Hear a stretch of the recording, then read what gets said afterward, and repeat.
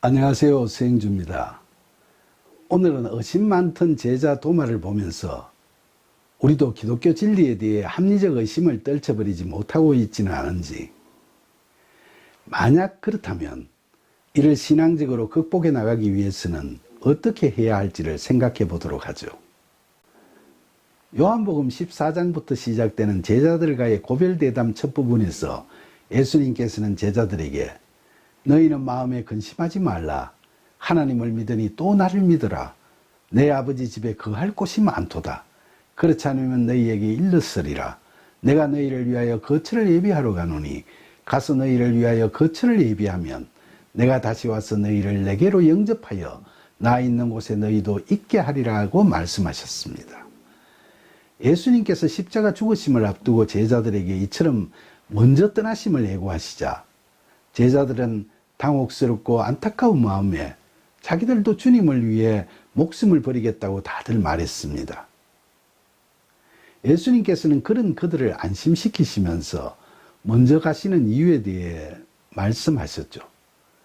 우선 꼭 죽어서 가는 천국만이 아니라 우리가 살아서도 누릴 수 있는 하나님 나라에는 살아있는 믿음의 사람들이 거할 곳이 많다고 말씀하시면서 그곳에 우리가 거할 수 있도록 하시기 위해 예수님께서 먼저 가신다고 하신 거죠. 예수님께서는 십자가 죽으심과 부활, 그리고 이를 통해 우리를 구원하시고 하나님 나라에서 같이 하시겠다는 복음의 진리와 하나님 나라의 현재성에 대해 제자들에게 이야기해 주신 겁니다.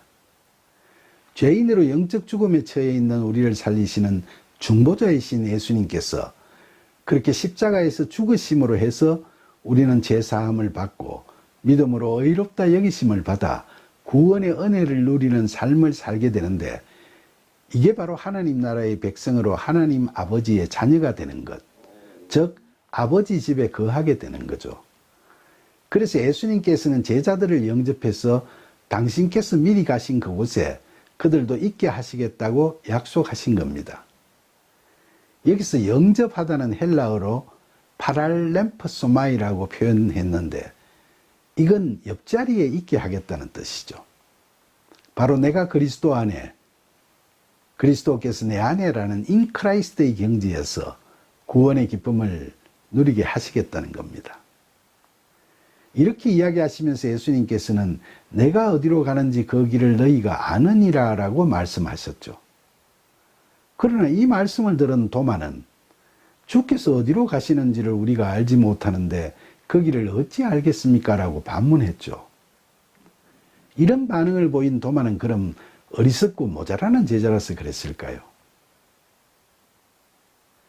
예전에 예수님께서 나사로를 살리시려고 베다니 마을로 가시려고 하실 때 제자들이 랍비여, 방금도 예루살렘에서 유대인들이 돌로 주님을 치려고 했는데 거기서 3km밖에 떨어져 있지 않는 그 마을로 왜 또 가시려 하나이까? 라고 만류했던 적이 있었습니다. 그때도 이 도마는 예수님께서 가시고자 하는 뜻을 완전히 간파하지는 못했지만 그래도 같이 따라 나서면서 다른 제자들에게 우리도 주님과 함께 죽으러 가자, 그 말했듯이 죽음을 불사하고 예수님을 따르는 열혈 제자였습니다. 그러나 나사로를 살리려고 가실 그때나 십자가 죽으심을 예고하시는 지금이나 도마는 정작 예수님께서 하시는 말씀의 참뜻을 알아듣지를 못했던 건 마찬가지였던 것 같습니다. 예수님의 공생의 3년 동안 동고동락하며 예수님의 말씀을 숱하게 듣고 예수님의 놀라운 사역을 숱하게 보면서도 도마를 포함한 모든 제자들은 이처럼 하나님 나라에 대해서 이야기하시는 예수님의 말씀을 제대로 이해하지 못했었죠. 그럼 그들이 말씀을 이해하지 못하는 것이 예수님의 말씀이 설득력이 없어서일까요? 아니면 예수님의 사역이 그들에게 아무런 감동을 주지 못해서 그런 걸까요? 그게 아니라 그들은 예수님을 자신들이 꿈꾸며 기다려온 메시아요, 로마 제국을 물리치시고 이스라엘 왕국을 다시 회복시키실 분이라는 그런 믿음을 붙잡고 있었기 때문에 예수님께서 말씀하시는 하나님의 구원 섭리에 대해서 제대로 인식하지를 못했던 겁니다. 실제로 요한과 야고보의 어머니가 예수님께 자식들을 최측근으로 등용해달라고 청탁을 하고, 그 소식을 들은 제자들이 그 둘을 시기하고 분노했다는 걸 보면 아직도 제자들이 다 세상적인 것에 연연하고 있었음을 알 수 있죠. 그러자 예수님께서는 그런 제자들에게 아버지의 집, 즉 하나님 나라에 갈 수 있는 방도에 대해 더 구체적으로 말씀하셨습니다. 예수님께서는 내가 곧 길이요 진리요 생명이니 나로 말미암지 않고는 아버지께로 올 자가 없느니라 라고 분명하게 말씀하신 거죠. 먼저 길을 알지 못하는 자기에게 길을 알려달라고 하는 도마에게 예수님께서는 내가 곧 길이라고 하셨죠.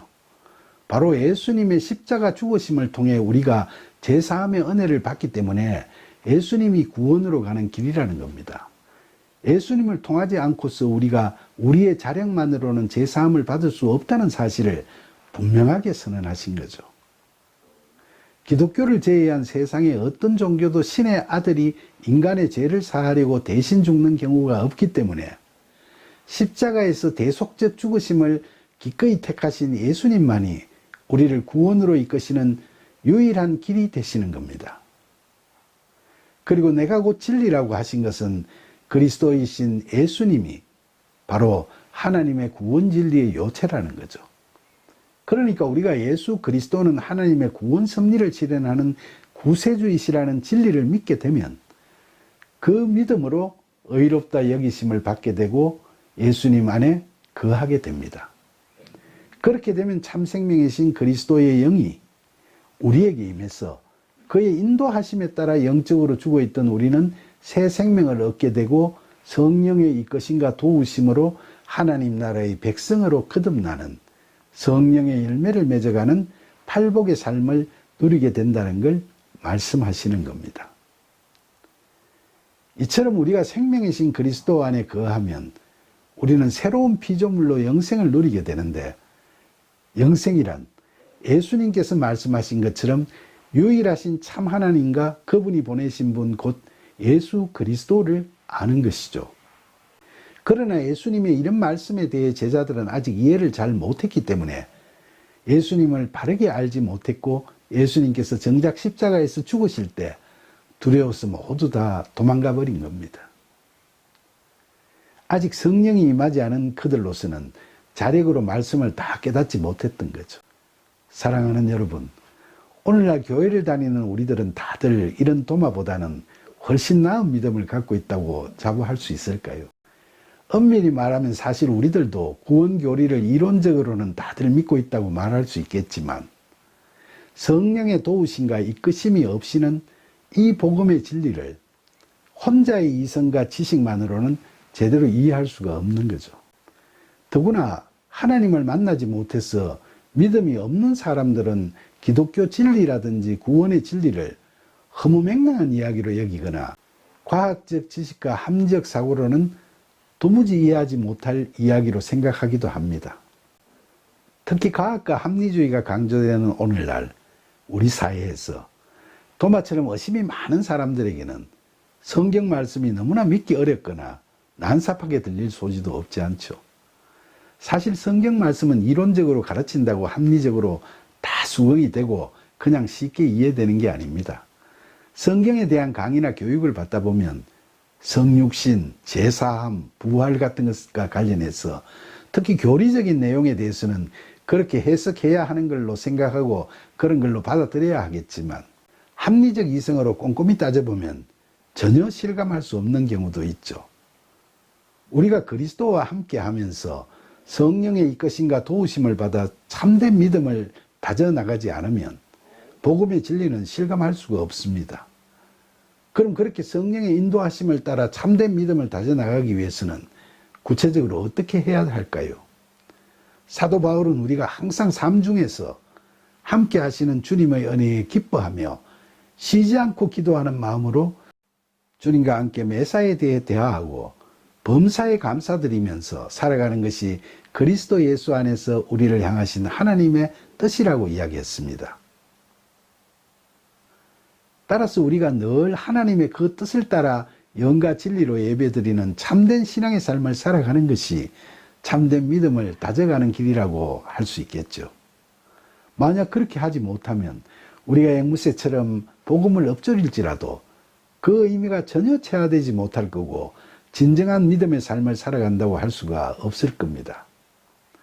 특히 요즘 현대인들은 무작정 믿기보다는 합리적 의심을 갖고 합리적인 사고로 바른 믿음을 찾아가는 것이 바람직한 신앙의 길이라고 주장하는 사람들도 적지 않습니다만, 진리를 일반적 이성을 통해 이해되는 부분만 믿을 수 있다고 생각하는 건 신앙을 포기하는 결과를 초래하거나 죽은 신앙을 믿게 되는 꼴이 될 수도 있죠. 그런데 현실적으로 우리는 신앙의 상태에 참여하고 있으면서도 동시에 때때로 세상적인 것에 몰두하다 보면 신앙의 상태로부터 소외되기도 하죠. 오늘을 살아가고 있는 우리는 부지불식간에 합리주의라는 시대 정신의 지배를 많이 받기 때문에 사실 신앙 안에 있으면서도 누구든지 동시에 의심 안에 있기 마련이죠. 그래서 이런 의심을 우리는 합리적 의심이라고 스스로 자기 위안을 하기도 하지만, 우리가 진정으로 신앙의 상태에서 의심 아닌 자유를 누리려면 열린 마음이 필요하다고 생각합니다. 왜냐하면 우리가 참된 믿음의 소망을 품고 바로 이런 열린 마음으로 성경을 보면서 하나님께 그리고 기독교 진리에 대해서 초월적이고 궁극적이며 무조건적이고 무제한적인 관심을 기울여 나가면 성령은 그런 우리들에게 흔들리지 않는 믿음을 가지게 되도록 반드시 이끄시고 도우실 거기 때문입니다. 그러니까 진정으로 하나님을 알아가고 예수님께서 우리를 위해 무엇을 하시는지를 알고자 하면 지금까지 쌓아온 우리 자신의 지식과 경험에서 다듬어진 우리의 이성만으로 하나님의 말씀 앞에 서지는 말아야겠죠. 우리가 하나님과 예수님을 제대로 알기 위해서는 우리의 능력과 노력만으로는 부족합니다. 그렇습니다. 이제는 우리가 늘 초월적이고 궁극적인 관심에 꽉 사로잡혀 하나님의 영의 은혜로우신 인도하심에 자연스럽게 이끌려가면 우리의 영안은 활짝 열릴 것이고, 그 열린 영안을 통해 우리를 살리시는 하나님께로 우리를 인도해 주시는 은혜로운 예수님을 뵙게 될 것입니다. 이처럼 놀라운 은혜 가운데서 하나님께서 주신 복음의 진리를 바르게 알아가는 저와 여러분이 되기를 간절히 기원하면서 영적으로 눈먼 우리를 늘 도우시고 이끄시는 예수님의 이름으로 기도드립니다. 아멘.